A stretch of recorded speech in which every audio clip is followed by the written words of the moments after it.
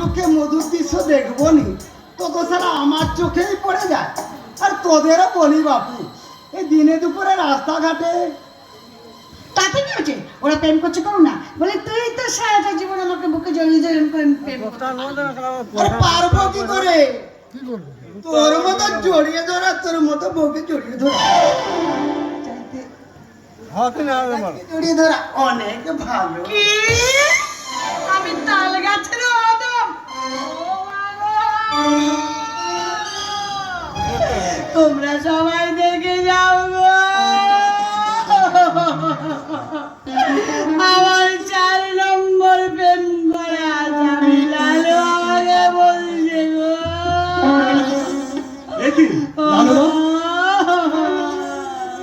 লালুদা, তুমি এখানে? আরে মীরা বৌদি, তুমি এখানে বসে হাত পা ছাড়িয়ে কাঁদছো কেন? তোমাকে তুমি অনেক দিন ধরে খুঁজছি। এই লালু, যা যা, তোকে আমার দরকার নেই, তোকে আমার দরকার নেই। আমি তোমাকে কবে, এই যে ওই যে এই যে মাধবী ম্যাডাম, তুই যতই জড়িয়ে ধরো না কেন, তুই কেটে বড় আমি এক না। তার মানে মানে মানে আমার কি মানে হলো আমি এখন সুরজ ভাইয়ের সঙ্গে প্রেম করবো। আর আমাদের প্রেমটা জমে গেলে না না না না না না, তো ক্যারিক্স নেওয়া যাবে না, তো ক্যারিক্স নেওয়া যাবে। আজকালকার প্রেম হচ্ছে তো পুঁই শাক খেয়ে হরেকে যাওয়ার মতো। তার চাইতে আমি ওকে ডিভোর্স করে আমি ওকে বিয়ে করবো। আমি তাই নাকি? হ্যাঁ। তা হঠাৎ আমাকে বিয়ে করার শখ জাগলো কেন? আরে অনেকগুলো কারণ আছে, অনেকগুলো, একটা একটা করে বলি শুনো। বলি, প্রথম কথা হচ্ছে তুমি খুব সুন্দর দেখতে।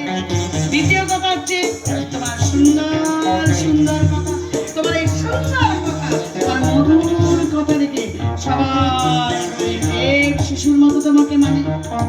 তারপরে তোমাকে বিয়ে করলে আমার সন্তান হলে আমার সন্তান খুব সুন্দর হবে। তারপর আমার গর্বে চতুর্থ নম্বর হচ্ছে আমার গর্বে বুকটা ফুলে উঠবে। তখন সবাই আমাকে বলবে, বলে প্ল্যানটা কেমন হবে বলো? খুব সুন্দর। এমন সুদূর প্রসারী চিন্তা ভাবনা খুব কমই করে। তাই তোমার প্রথম বিচারক মাধবী রায়। আমি কেন? ওকে যখন তোমারও পছন্দ হয়েছে তখন বিয়েটা করে ফেলো। অভিমানে তোমায় নাক ফলাতে বলিনি, বলেছি বিচার করতে। আমার মতামতে তোমার কি আসে যায়? ওকে, আচ্ছা, এবার লালুদার পালা। আচ্ছা লালুদা, বৌদির এই মন্তব্যে তোমার মতামত কি? আমার মতামতের কি দাম আছে সুরজ ভাই? ও তো বলেই রেখেছে যে ভালো ছেলে পেলে আমাকে ডিভোর্স করে ও তাকে বিয়ে করবে। এখন এখন তোমাকে পেয়ে গেছে, তোমার মতো সূর্যের কাছে আমি তো মোমবাতি। তাই তাই এবার আমার করতে করতে তোমার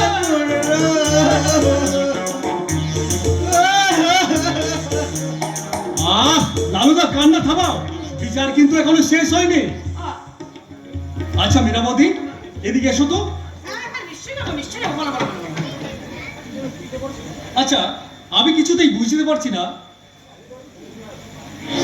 আমি তোমার বউ হয়ে আসি, তাই তো?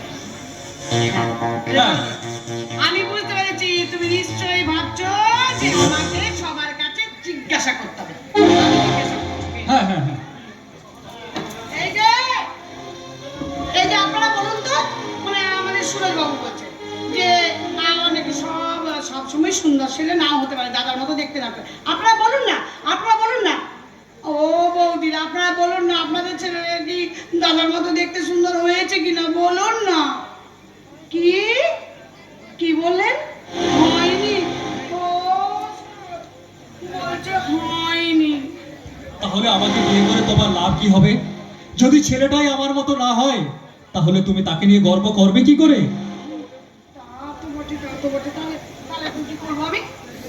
বৌদি, হ্যাঁ, আমি যদি তোমাকে মা বলে ডাকি, সুরজ, তাহলে তুমি পাবে তোমার গর্বের সন্তান।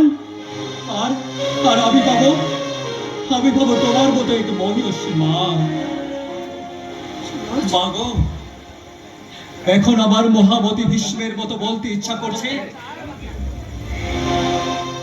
জননীর পদে পুজিয়া তোমারে করি নমস্কার।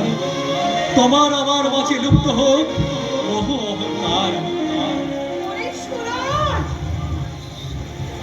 সুরজ দা, সুরজ, ওরে সুরজ, আমি আমি তো সত্যিকারের মা নই।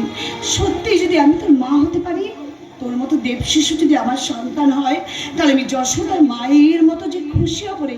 কিন্তু এই সমাজ সংসার আমাদের মা ছেলের সম্পর্ককে মেনে নেবে?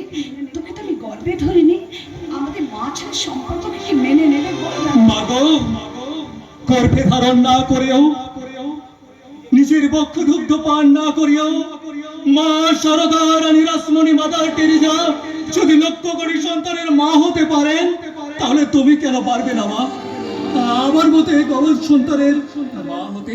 পারবো, পারবো সুরজ, পারবো।